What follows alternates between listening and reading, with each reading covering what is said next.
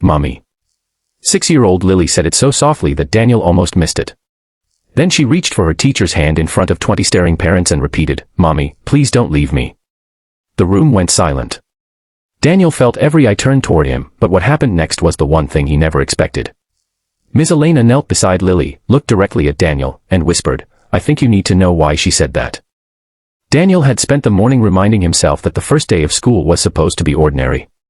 He had packed Lily's lunch, tied her purple sneakers twice, and tucked a tiny paper heart into her backpack because she still believed brave people carried secret hearts. Since Lily's mother had died 2 years earlier, Daniel had learned to do everything himself. He could braid hair badly, make pancakes shaped like clouds, and recognize the sound of his daughter crying from another room. But school frightened him. Lily had become quiet after her mother died, and every new place seemed to remind her that someone was missing. He wanted this classroom to be a beginning, not another reminder.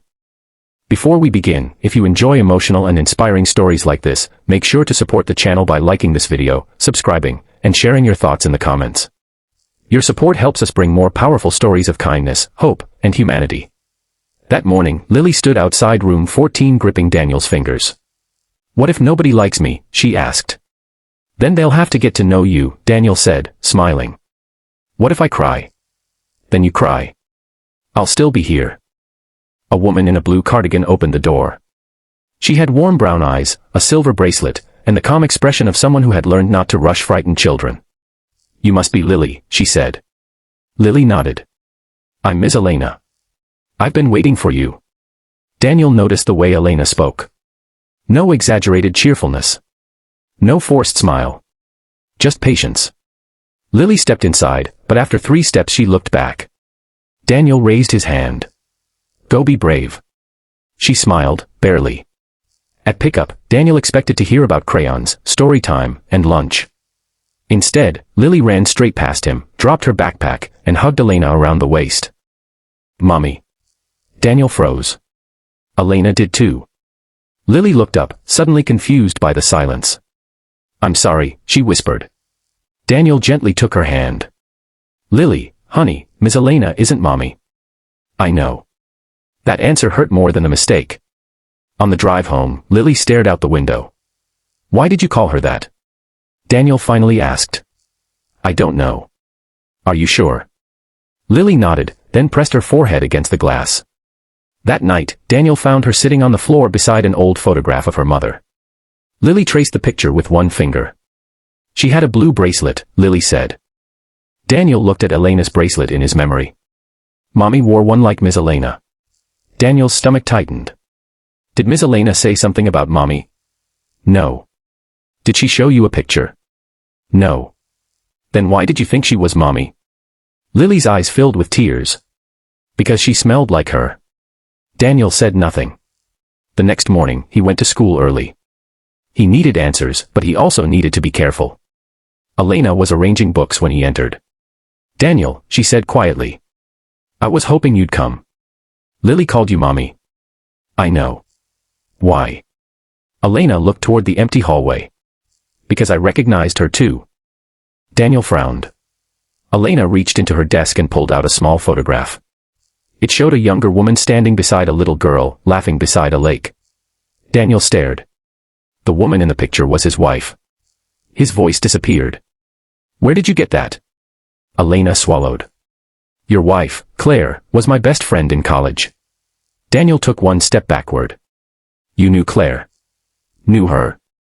She saved my life." The room seemed suddenly too small. Elena explained that years earlier, before Daniel had met Claire, Elena had gone through the darkest period of her life. She had lost her apartment, her job, and nearly all hope after caring for a sick parent. Claire had found her crying alone at a bus station. She bought her dinner, helped her find temporary work, and stayed beside her until she could stand again. "She never told me she was wealthy," Elena said. "She never wanted anything in return. She just said people should not have to survive hard days alone." Daniel sat down slowly. "She kept your friendship secret?" "Not secret. Just private. We lost touch after college.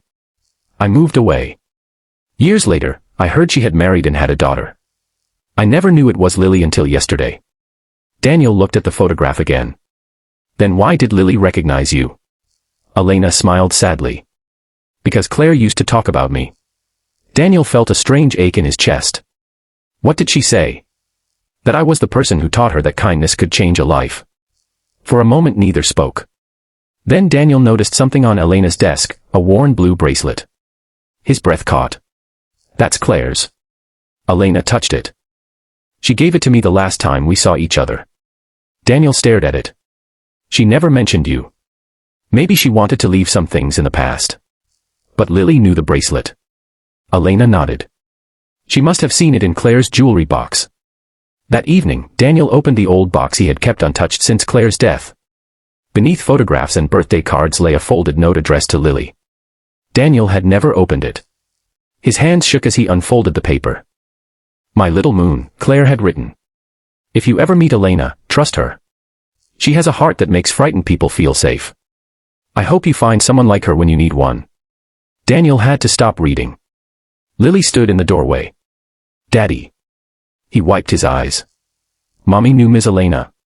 Yes. Did she love her? Daniel smiled through tears. She loved her very much. Lily climbed into his lap. Can Miss Elena be my teacher forever? Daniel laughed softly. I don't think teachers get to stay forever.